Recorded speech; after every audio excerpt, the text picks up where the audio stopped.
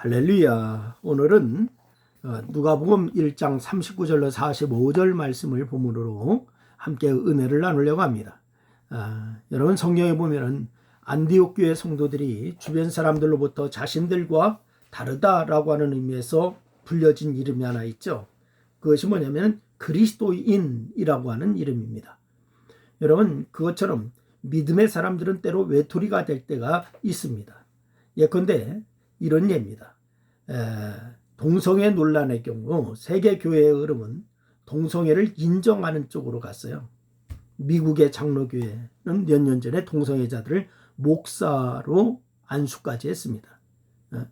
그래서 이외에 성공회, 루터교, 유니테리안, 연합그리스도교회, 스코틀랜드 국교회 등 동성애를 인정하고 있습니다. 교회가 이러니 동성 결혼을 합법화한 나라는 늘어만 가는 거죠.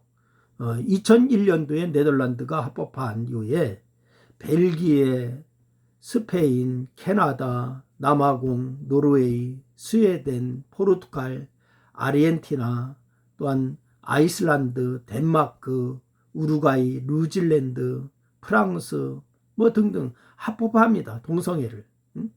동성결혼. 그래서 미국이나 멕시코, 브라질은 일부 자치주가 합법화하고 이렇게 하고 있습니다. 이와 별도로 미국에 있는 목회자와 평신도를 대상으로 조사한 결과 39%만이 오직 예수 그리스도를 믿는 자만이 구원받을 수 있다라고 하는데 동의했는데 이 목회자의 경우에 35%만이 동의했다는 거예요. 미국 장로교회의 통계입니다. 그러니 동성애를 인정하지 않고 오직 예수 그리스도를 믿어야만 구원받는다라고 믿는 여러분은 세계적 흐름에 뒤떨어지고 있는 거예요. 그러나 여러분, 하지만 외톨이가 되지 않으려고 동성애를 인정하거나 우리의 믿음을 저버릴 수는 없습니다. 성경을 위배할 수는 없습니다. 이런 시대를 살아가기 때문에 우리는 같은 믿음을 고백하는 성도들과 마음을 합해야 할 줄로 믿으시기를 바랍니다. 그런 의미에서 마리아와 엘리사벳의 만남은 우리에게 많은 것을 생각하게 하는데 오늘 엘리사벳을 중심으로 말씀을 같이 나누려고 하는 것입니다. 첫째는 엘리사벳은 같은 믿음을 가진 마리아의 방문을 받았어요. 이런 마리아는 믿음으로 하나님의 말씀이 자신에게 이루어지는 것을 받아들였지만은 그 말을 믿어주고 받아줄 사람이 없었습니다. 그 사실을 누구와도 나눌 수가 없었습니다. 그런데 이 차에 바로 이 가브리엘 천사로부터 수태고지를 받았을 때에 바로 이 친족 엘리사벳이 늙어서 아들을 배웠다라고 하는 말이 생각납니다. 마리아는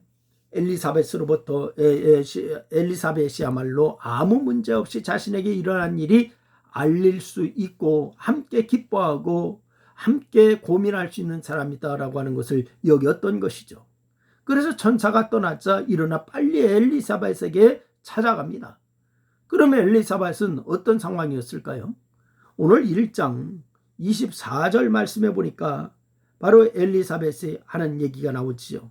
이후에 그의 아내 엘리사벳이 잉태하고 5달 동안 숨어 있었으며 이렇게 얘기하고 있습니다.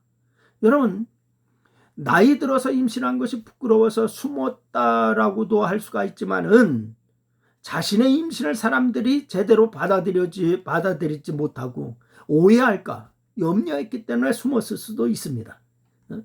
그래서 엘리사벳은 그렇게 많은 산에 둘러싸여 인적이 드문 산골에 숨어 있었는데 마리아의 방문을 받았으니까 얼마나 기뻤겠습니까? 더군다나 마리아가 자신의 잉태와 관련된 모든 것을 알고 있을 뿐만이 아니라 동일한 성령의 능력으로 이제 막 잉태하였다라고 하니까 정말로 기어이 반가웠을 거예요. 그래서 오늘 성경에 보니까 여자 중에 내가 복이 있으며 내 태중의 아이도 복이 있도다 이렇게 얘기하고 있습니다. 다른 사람들이 이 말을 들으면 이해를 못하겠지만 그렇게 말한 엘리사벳이나 듣는 마리아나 다 이해하고 같이 기뻐했으니까 이제 사는 것 같았어요.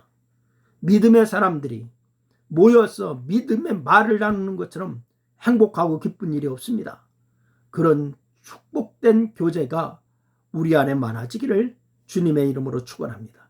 두 번째는 엘리사벳은 믿음으로 마리아를 축복하고 있습니다. 여러분, 마리아가 자신도 남자를 알지 못하는 처녀가 잉태하였다라고 하는 것은 이해할 수가 없는 일이었어요. 때문에 자신의 잉태를 약혼한 야곱을 포함한 그 누구에게도 말할 수가 없었습니다. 그런데 엘리사벳은 마리아에게 일어난 일들, 곧 성령이 임하시고 또한 지극히 높으신 이의 능력이 덮어 잉태하게 하신 것이다 라고 하는 것을 이해했습니다. 아니, 믿음으로 받아들였습니다.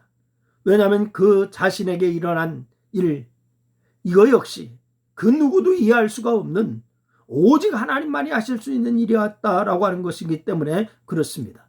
여러분, 엘리사벳은 잉태를 통해서 이전보다도 믿음이 좋아졌을 것인데 마리아의 방문을 받고는 더욱더 믿음이 좋아졌을 것이에요. 여러분, 자신이 경험한 것보다도 훨씬 더 놀라운 일을 목도하였기 때문에 그렇습니다. 이제 엘리사벳은 성령 충만한 가운데 믿음으로 마리아를 큰 소리로 축복하는데 어떻게 축복하고 있습니까? 여자 중에 내가 복이 있으며 내 태중의 아이도 복이 있도다 라고 이렇게 축복하고 있습니다. 그리고 마리아를 향하여서 내 주의 어머니라고 이렇게 하면서 마리아의 문안할 때에 아이가 복중에서 기쁨으로 뛰놀았다라고 고백하고 있습니다. 여러분, 엘리사벳은 이제 막 마리아에게 잉태된 태아를 향해서 내 주라고 하였습니다. 과연 성령 충만한 사람의 믿음의 고백이 아닐 수가 없는 거죠. 더구나 자신의 태중에 있는 아이의 요동을 마리아의 방문으로 인해서 기쁨의 뛰노름으로 여겼다고 하는 것, 대단한 믿음이 아닐 수가 없는 것입니다. 엘리사벳은 더 나가서 마리아를 향해서 얘기합니다. 주께서 하신 말씀이 반드시 이루어지리라 라고 하는 믿는 여자다 라고 하면서 칭찬하고 있습니다. 여러분, 과연 믿음의 사람이 가진 안목이고 믿음의 사람이 가진 축복의 말입니다. 여러분도 마리아와 엘리사벳처럼 성령 충만하여서 큰 믿음을 소유한 신실한 성도가 될 수 있기를 주의 이름으로 축원합니다. 또한 믿음 안에서 기쁨으로 넘치는 교제를 이루시고 하나님의 영광을 드러내는 여러분 모두가 다 될 수 있기를 주의 이름으로 축원합니다. 기도합니다. 하나님 아버지, 고맙습니다. 우리가 아버지 하나님의 같은 주, 같은 하나님, 같은 믿음을 소유한 자들이 하나님의 영광을 위해서 더 합력하고 화합하고 더욱이 선을 이루는 그러한 역사를 이룰 수 있도록 인도하여 주옵소서. 오늘 마리아와 엘리사벳의 만남을 통하여서도 우리가 발견하지만은 믿음의 사람들의 연합이 얼마나 귀중한가 하는 것을 또 깨닫습니다. 하나님, 우리가 이 새해에 믿음의 연합이 있어 하나님의 영광을 드러내는 역사 있게 하여 주시옵소서. 예수님의 이름으로 기도했습니다. 아멘.